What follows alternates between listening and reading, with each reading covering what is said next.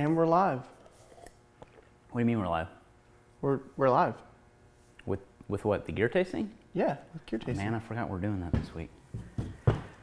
Hold on a second.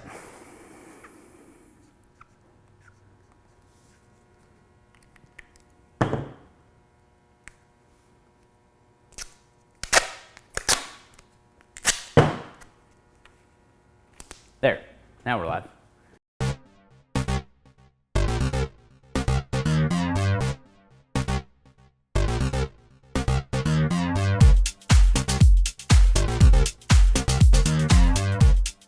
So welcome to Gear Tasting. This is episode 80 of Gear Tasting, and we decided to do something a little different this week, and we're going to do a live broadcast so that you guys can ask questions live as we're doing gear tasting, which means any of my mess-ups will be live and won't be able to edit them. So yeah, what I wanted to start out talking about today was I just got in my Ear Pro finally, so I've been battling back and forth between different styles of Ear Pro for many years now.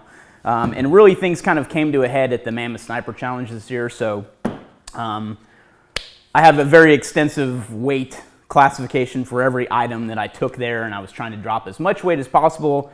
And so this is the Ear Pro I've had for, God, probably 10 years now. I've been wearing a pair of Sordens, and they're electronic Ear Pro. They can hook into my comm system and everything, so I like having that option with them. But I hardly ever use the comms on a headset like this. So I've really kind of thought about, I was thinking about going with something a lot lighter, and that's what kind of led me to the Impact Sports. It's a significant weight difference between the two, even with batteries in them. So this is what I took to Mammoth this year.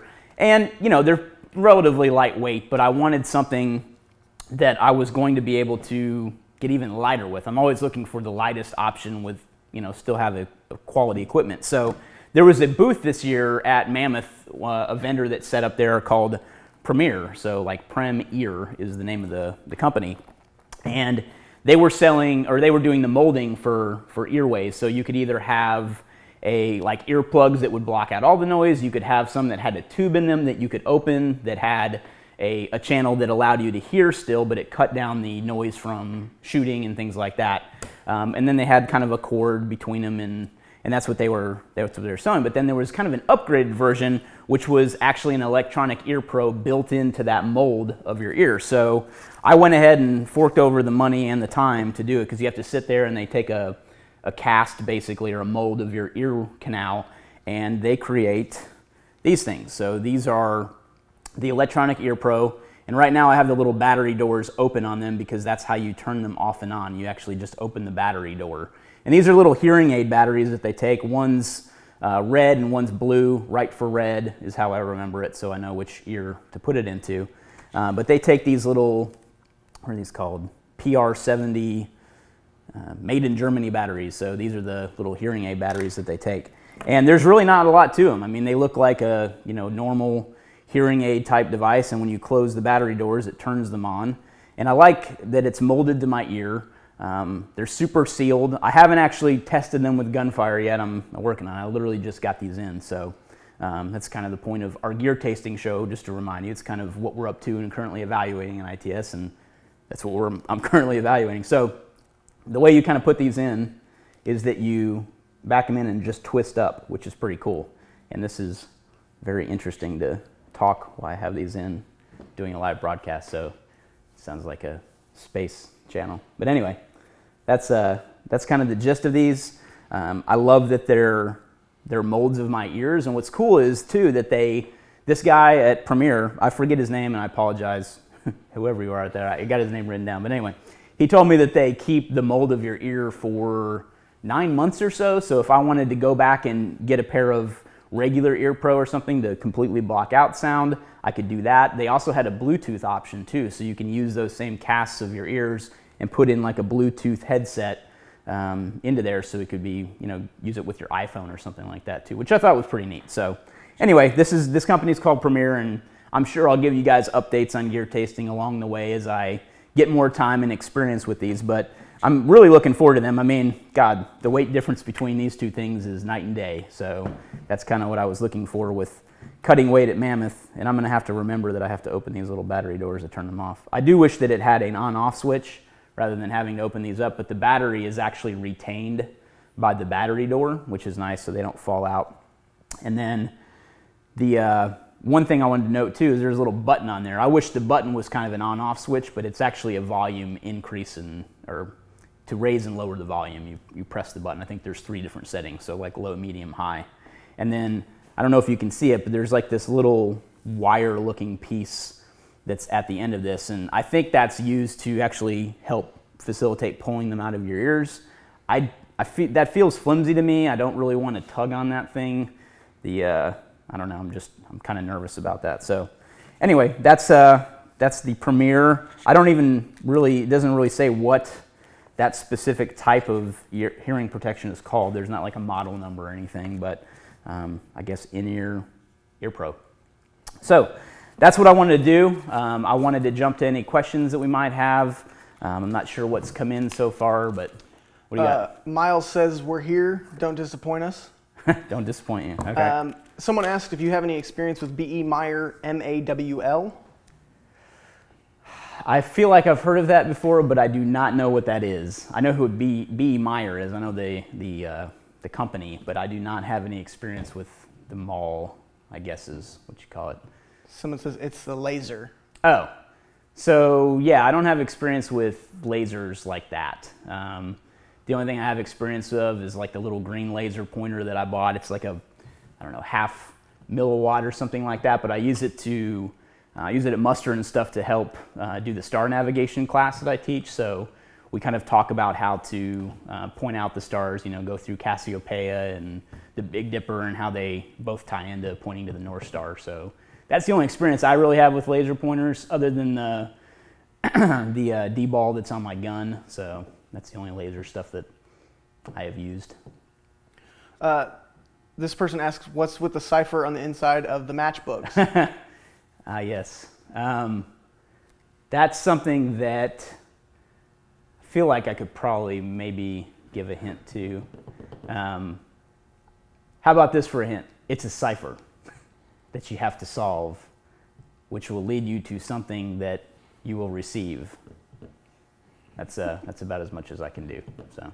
Someone asks, any thoughts on GoTenna for communication off-grid? I've heard of those. I'd love to test one out, but I have not yet. I don't know anybody that actually has one either that I can really comment on how well they are or how they do. It seems like a pretty cool device, and it seems like something that could definitely be used in the backcountry for, I think that's to get cellular communication, basically, I think, if what I remember is correct.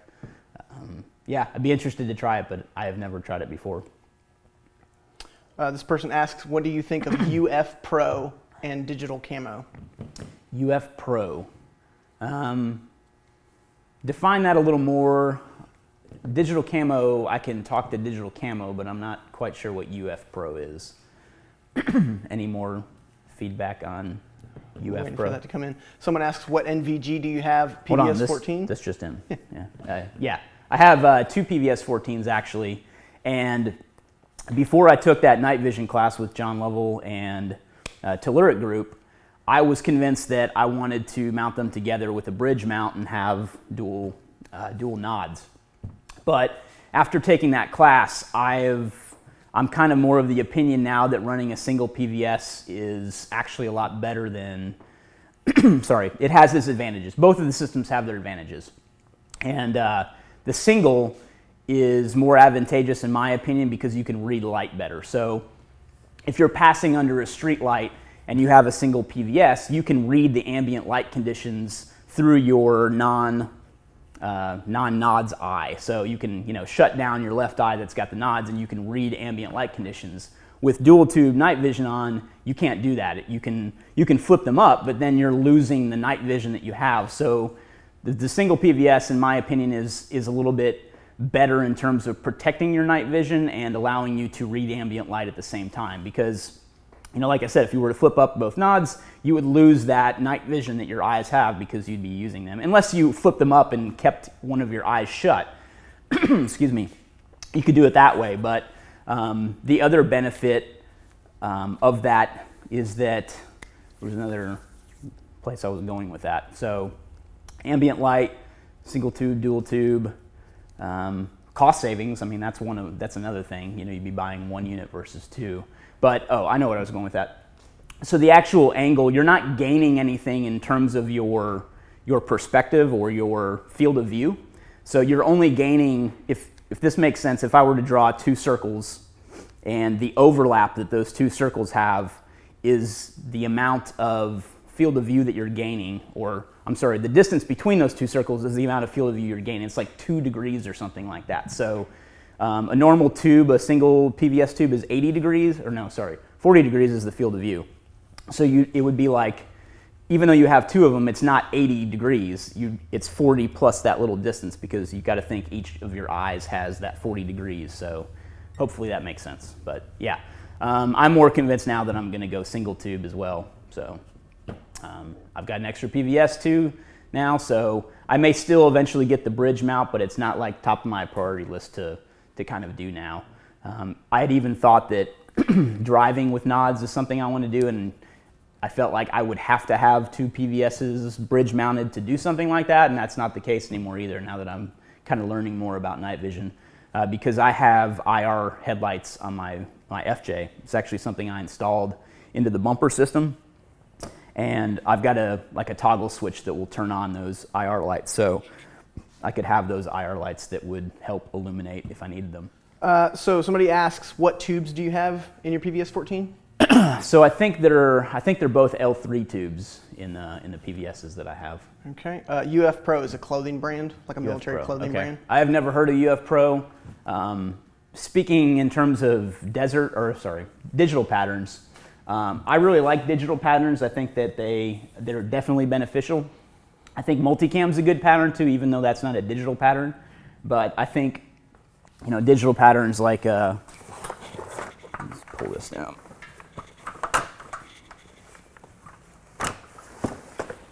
So like digital patterns like this definitely have benefits over kind of I guess you could call it like the woodland camo stuff, like the actual pattern in that versus digital.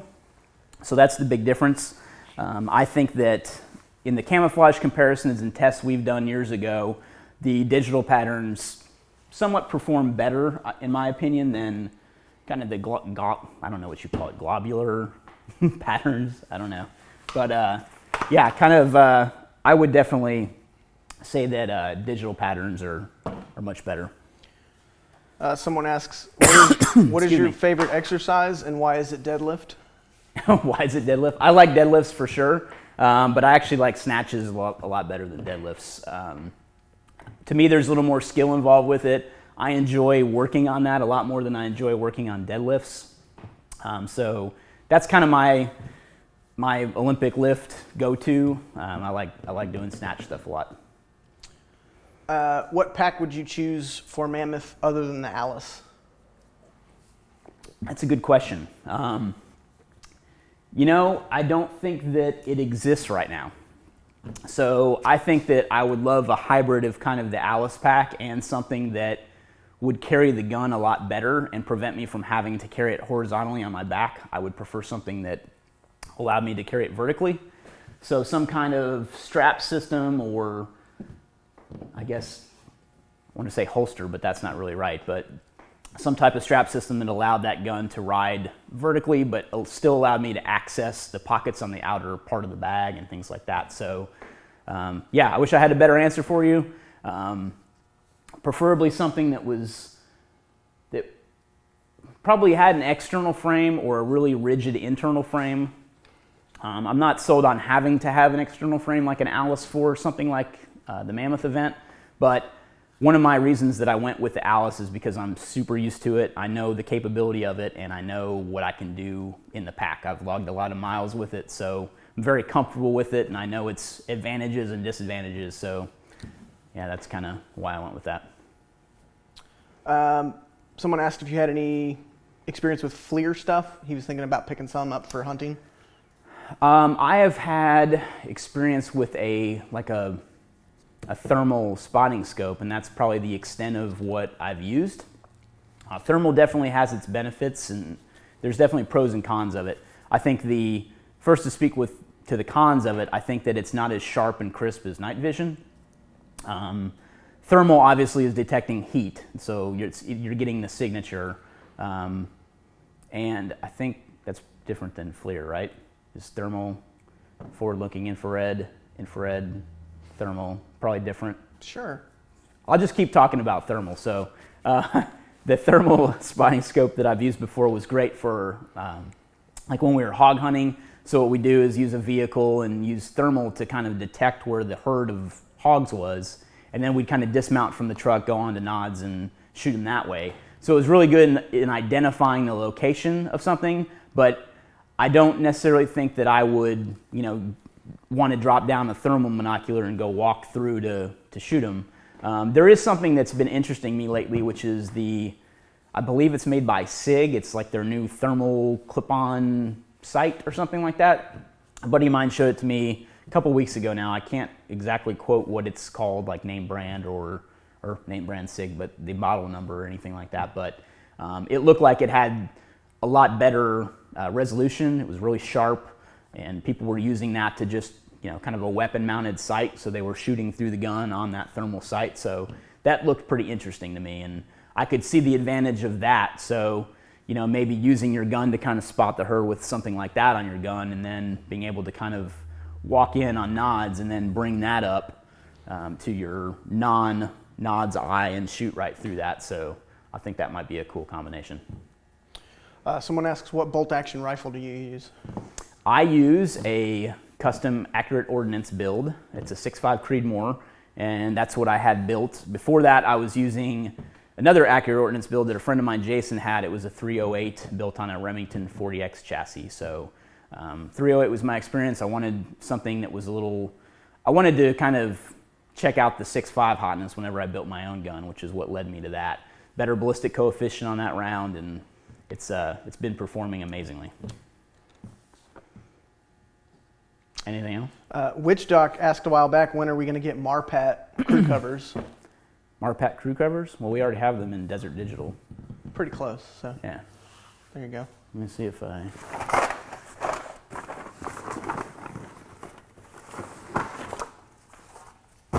Yeah, we've already got those in Desert Digital. So if you don't know, we have those. There you go. One of the best fitting hats, in my opinion. Obviously, I'm a little biased, but made in America, $20. Get yours at store.itstactical.com. There's your little ad. Someone asks, MIL versus MOA? Question mark. I am a MIL guy versus MOA. I don't really like MOA because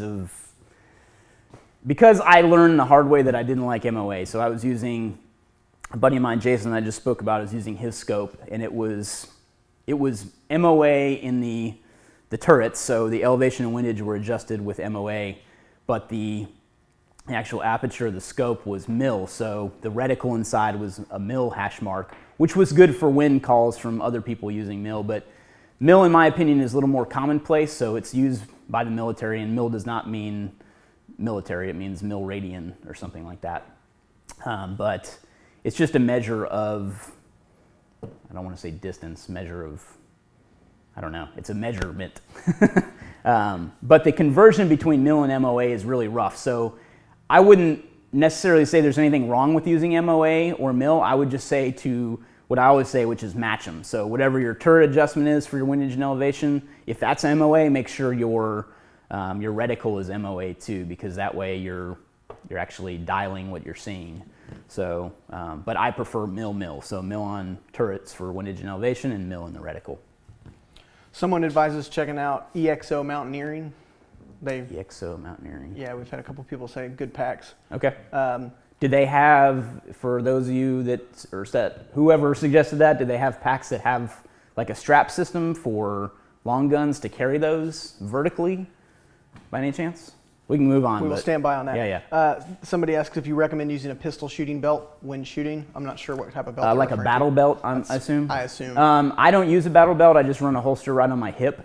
I've always just had better luck than that. I have kind of a short torso, so sometimes that's a little bit of a pain in the ass when I'm wearing a plate carrier or a chest rig or something like that. When I'm running a holster on my right hip here, sometimes the chest rig kind of gets in the way of that. It's never prevented me from drawing or anything like that, but That's just a consideration depending on your torso. I hate drop legs, so that's not an option for me. There was a time when I was running a Safariland with like a small drop on it. I forget, it's kind of like a UBL or U something adapter. It's like a hard, almost Kydex-like plastic that kind of dropped down the Safariland a lot. I think it was a 6004 Safariland, so it dropped it down just a little bit, and I was able to kind of run one strap on the bottom of that, and I liked the height of that, but I'd never really liked, I guess, having to run a strap for like a drop leg. So yeah, I prefer to run on my hip. And somebody said yes, they do for the EXO packs. Very interesting and innovative. Yeah, I'll have to check that out. Very cool. Got anything else? Not currently. All right, cool. Well, let's wrap it. Thanks, guys, for tuning in to our Gear Tasting Live. And let me see if I can do the outro without messing up. Use the pound tag Gear Tasting on any social media network, and we will get your questions answered here on Gear Tasting. If you like what we're doing, check the description, which may or may not exist right now on the live thing. But we have a link to our membership, so it allows you to support kind of what we're doing on the show. We'd love to have you as a crew leader and give you back something in return. Thanks for watching.